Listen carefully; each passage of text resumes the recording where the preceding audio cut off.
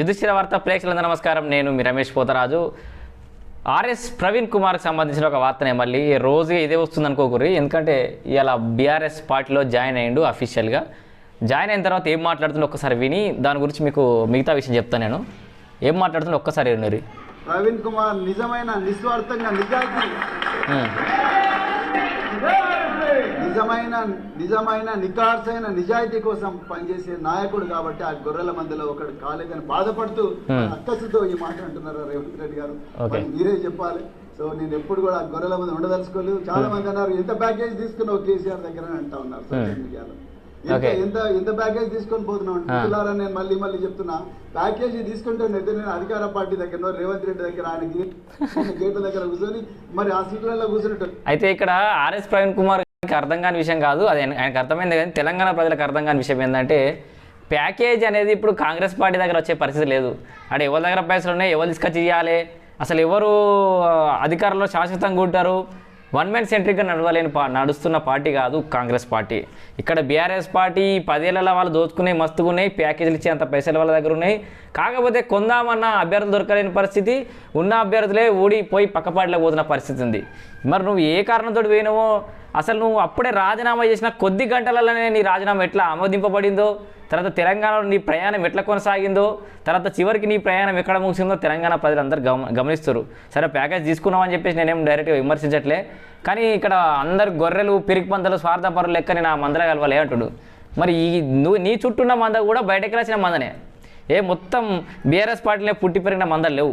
చాలామంది కూడా అప్పుడున్న కాంగ్రెస్ పార్టీలోకి వచ్చిన మందలే, వాళ్ళకి వచ్చిన మందలకి వచ్చిన గొర్రెలే ఉన్నాయి.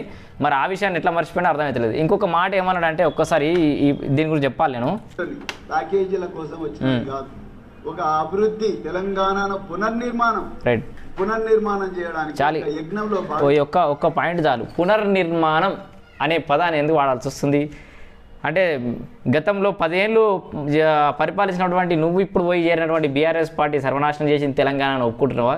పునర్నిర్మాణం అంటే ఏంది? మరి కాంగ్రెస్ పార్టీ అధికారులకు వచ్చి అంటే 100 రోజులు అవుతుంది, ఎన్ని రోజులు అవుతుందో. వాళ్ళైతే తెలంగాణ మీద కావాల్సినంత ముద్ర ఏమీ లేదు, ఇంకా వాళ్ళు చేసింది వరగబెట్టింది ఏం లేదు. తర్వాత చేయరనే గ్యారంటీ అయితే మనం ఇవ్వలేం. చేయొచ్చు, చేయలేకపోవచ్చు, దానికి కొంత సమయం ఇస్తాం. కానీ బీఆర్ఎస్ పార్టీ 10 ఏళ్ళలో చేసింది ఏంటి?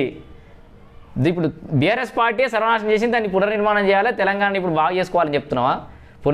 నిర్మాణంలో భాగం కావాలని చెప్పేసి అభివృద్ధిలో భాగస్వామ్యం కావాలని అంటే ఇవరకు అభివృద్ధి కావాలని చెప్తున్నావా? అదే క్లారిటీ అయితే ఉంది కదా మీకైతే? కావడానికి వచ్చిన అంతే తప్ప ప్యాకేజీల దృష్టితో ఇక్కడికి వచ్చినామని కాదు. అట్లని నాకు ఆస్తులన్నీ వచ్చినాయి, ఆ దొంగ ఆస్తులన్నీ మరి రక్షించుకుందామని చెప్పి భయంతో నేను పోయిన పిరికి బంధను కాదు, స్వార్థపరుణ్ణి కాదు. నేను అన్ని వదులుకొని, ఉద్యోగాన్ని వదులుకొని నేను రాజకీయ రంగంలోకి వచ్చిన. నేను పోలీసు ఉద్యోగులు నాకు పక్కకు పెట్టి కేసీఆర్ గారు ఇచ్చిన ఆపర్చునిటీతో నేను 10 సంవత్సరాలు గురుకుల పాఠశాల సెక్రటరీగా పనిచేసి 10 లక్షల మంది విద్యార్థి. సో కేసీఆర్ గారు ఇచ్చిన అవకాశంతో 10 ఏళ్ళు ఎన్నేళ్ళు గురుకుల పాఠశాలలో అభివృద్ధికి భాగస్వామిని అయినా అని చెప్పిండు. మరి ఆయన నువ్వు అంత మంచి నీకు అవకాశం ఇచ్చిండు, అంతమందికి చేసినాక మరి బీఆర్ఎస్లోకి ఎందుకు బయటకు వచ్చినావు అప్పుడు? సరే అప్పుడు టీఆర్ఎస్ పార్టీ నువ్వు బయటకు ఎందుకు రావాల్సి వచ్చింది అప్పుడు? దానికి ఒక కారణం ఉండాలి కదా, మరి మళ్ళీ పోవడానికి ఒక కారణం ఉండాలి కదా. ఈ అసంబద్ధంగా అసలు నాన్ సింక్లో ఉన్నాయి ఈ విషయాలని మీరు చెప్పేటి అన్ని.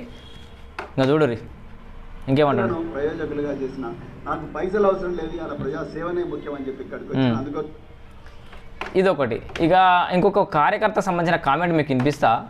ఎందుకంటే నిజానికి బీఆర్ఎస్ పార్టీ మీద ప్రధానంగా విమర్శలు రావడానికి బీఆర్ఎస్ పార్టీ కార్యకర్తలు కూడా చాలా అసంతృప్తిలో ఉన్నారు. ఎక్కడ కూడా ఫేస్బుక్లో కానీ ఎక్కడ పడితే అక్కడ నెగిటివ్ కామెంట్స్ అనేవి చాలా కనబడుస్తున్నాయి అసంతృప్తితోటి. మన పార్టీ అంటే గ్రౌండ్ లెవెల్లో పనిచేసిన నిజమైన ఉద్యమకారులకు కార్యకర్తలను అప్పుడు మనం పట్టించుకోలే కనుక ఓడిపోయినాం, వాళ్ళకన్నా టికెట్లు ఇవ్వాలని చెప్పేసి మనం కూడా గతంలో ప్రతి వీడియోలో కూడా అదే చెప్తున్నాం. బీఆర్ఎస్ పార్టీకి ఒకటే సూచన ఇస్తున్నాం, మీ పార్టీలో వేరే డబ్బుల కోసమో పదవుల కోసమో పార్టీలు మారిన హేమీల పుత్ర రత్నాలకు టికెట్లు లేకుండా కనీసం మొదటి నుంచి మీ జెండా మోసిన కార్యకర్తలకైనా కనీసం పతనావస్థలో ఉన్నప్పుడన్నా ఆ కింది స్థాయి కార్యకర్తలకు ఇస్తే వాళ్ళు కొంత ఎక్స్పీరియన్స్ అవుతారు, కొంత పోటీతత్వంని పెంచుకునే అవకాశం అయితే ఉంటుంది, పబ్లిక్కి వచ్చే అవకాశం ఉంటుంది, రాజకీయంగా ఎదిగే అవకాశం ఉంటుంది. ఎంతసేపు అయ్యలు పోతే కొడుకులో బిడ్డలో వీళ్ళకే అవకాశాలు ఇచ్చే బదులు కింది స్థాయి కార్యకర్తలకు ఇవ్వండి. తెలంగాణ ఉద్యమంలో పార్టిసిపేట్ చేసిన వాళ్ళకు వాళ్ళు ఏం పెడుతూ సోషల్ మీడియాలో మీకు ఒక ఆయన కామెంట్ నన్ను బాగా తెలిసింది. ఉద్యమంలో మనం ఉన్నట్లే ఉంటే మనం ఓడకపోదము, మనం మారినాం, మన ఆలోచన మారింది, మన భవిష్యత్తు మారింది. మళ్ళీ మనం మారినా అంత తొందరగా అనుకున్న పొద్దు పొడవదు. అంటే ఏమంటుండు, మనము ఇదివరకే ఉద్యమ సమయంలో ఉన్నట్టు నిజంగా సీరియస్గా చాలామంది మీ ఉద్యమ సమయంలో కేసీఆర్, హరీష్ రావు, కేటీఆర్ వీళ్ళందరి ఆ పార్టిసిపేషన్ని కొంతవరకు యాక్సెప్ట్ చేసారు. అరే కుటుంబం అంతా ప్రాణాలు తెగించి రోడ్ల మీద ఓట్లాడుతురే, ఒక రాజకీయ శక్తి మనకు తోడైంది అని చెప్పేసి అందరం హ్యాపీగా ఫీల్ అయినాం. అప్పుడు పోలీసులను తిట్టినా హ్యాపీనే ఫీల్ అయినాం, మీరు ఏం చేసినా కూడా హ్యాపీనే ఫీల్ అయినాం. అప్పుడు ఉన్నట్టుగానే అధికారంలోకి వచ్చిన తర్వాత కూడా ఉండుంటే మీకు ఈ కష్టాలు రాకపోదు. మీ కార్యకర్త కూడా చెప్తుంది అదే, ఉద్యమంలో మనం ఉన్నట్లే ఉంటే ఇప్పుడు మనం ఓడిపోకపోదు. మనం మారినాం, మన ఆలోచన మారింది, మన భవిష్యత్తు మారింది. మళ్ళీ మనం మారినా, ఎందుకంటే ఇప్పటికిప్పుడు మీరు మారినా కూడా అంత తొందరగా పొద్దు పొడవకపోదు అంటే మనం మారిన అసలు ఈ సోదరు గుర్తుంచుకోవాలి, మీరు మారతలేరు. ఇంకా మీ వాళ్ళు ఇప్పటికి కూడా మారతలేరు. అధికారం పోయినా కూడా అదే అధికార దాహంతో కూడిన మాటలే తప్పితే వాళ్ళు ఏం మారలే. 100 రోజులలో ప్రభుత్వం కూలిపోతుంది, అది ఇది కాళేశ్వరం అదో లెక్కన ఇదో లెక్కన, ఒక పిల్లర్ కూలిపోతే ఇల్లు కూలగొట్టుకుంటామా, ఇట్లా నానా రకాలుగా ప్రజలు ప్రజాస్వామ్యంలో ప్రజలందరూ కలిసి ఓటు వేసి ఎన్నుకున్నటువంటి ఒక ప్రభుత్వాన్ని పడగొడతాము, కూలదోస్తామని అంటే ప్రజా నిర్ణయానికి, ప్రజల తీర్పుకి వాళ్ళు రెస్పెక్ట్ చేయనట్టే. ఎందుకంటే లైన్లో నిలబడి ఇన్ని కష్ట నష్టాల కోర్చి మేము ఓటేసినాం, ప్రజాధనాన్ని ఖర్చు పెట్టేదానికి ఎన్నికల ఖర్చు కానీ మిగతా అన్ని ఖర్చు కానీ ధారాళంగా ఖర్చు పెట్టి నిర్వహించినటువంటి ఎన్నికలకు విలువ లేకుండా చేసి ప్రభుత్వాన్ని కూలదోస్తాం, అజ్జెత్తాం ఇజ్జెత్తాం అంటే ప్రజల నిర్ణయాన్ని మీరు ఎక్కడ గౌరవించినట్టు. సో ఇది ఓవరాల్గా వాళ్ళ కార్యకర్తల మనసులో ఉన్న మాట. ఇలా ఆర్ఎస్ ప్రవీణ్ కుమార్ గారు బీఆర్ఎస్లో చేరిన తర్వాత సరే ఆయన స్టాండు పొలిటికల్ వ్యూహాలు ఉండొచ్చు, మారుతూ ఉండొచ్చు. ప్రజలైతే మెజారిటీ పీపుల్ ఏమనుకుంటున్నారు అనేది అల్టిమేట్గా లెక్కలకు వస్తుంది. కాబట్టి చూడాలి వీళ్ళ ఎత్తుగడలు, వీళ్ళు అనుకుంటున్న ప్లాన్ కనుక వర్కౌట్ అవుతుందా, రాబోయే పార్లమెంట్ ఎన్నికల్లో బీఆర్ఎస్ పార్టీకి ఎన్ని ఓట్లు వచ్చే అవకాశం ఉంది, ఎన్ని సీట్లు వచ్చే అవకాశం ఉంది. మరి బీఎస్పీ పార్టీ నుంచి కనీసం ఒక ఎంపీగానైనా గెలుద్దాం అనుకున్న ఆర్ఎస్ ప్రవీణ్ కుమార్ ఇలా బీఆర్ఎస్కే పరిమితం కావడం, ఇంకా ఆ పార్టీకి బీఎస్పీ పార్టీ పగ్గాలు ఆయనకి ఎవరికి వచ్చినారు. సో ఏమవుతుంది, బీఎస్పీ పార్టీ నమ్మే పరిస్థితి లేకుండా చేసుకున్నారు. గతంలో కొంతమంది మిత్రులు నాకు బీఎస్పీ పార్టీ సంబంధించి మొన్న పొత్తు పెట్టుకోగానే ఒక వీడియో చేస్తే కింద కామెంట్ చేశారు, అరే ఒరే అనుకుంటా. ఇప్పుడు మాట్లాడండి, మరి మేము రోడ్డు పంట ఎన్నో కుక్కలు మరుగుతాయి అది అని చెప్పేసి కామెంట్లు పెట్టారు కదా, మరి మనం ముందే ప్రెడిక్షన్ చేసి చెప్తే మమ్మల్ని కామెంట్ చేశారు కదా, ఇప్పుడు సమాధానం చెప్పండి. మరి పోయి పని చేయండి.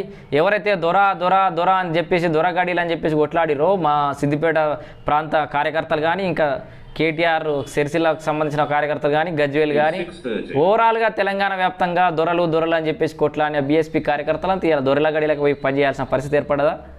మరి ఆర్ఎస్పీ మీద వ్యక్తిగత అభిమానంతో పోయి దొరల దగ్గర పనిచేస్తారా? లేదా ఆత్మాభిమానం చంపుకోలేక బీఎస్పీ పార్టీ సిద్ధాంతాలకు కట్టుబడి ఉన్న వాళ్ళు అట్లాగే పోరాటం కొనసాగిస్తారా? వేచి చూడాలి. Thank you.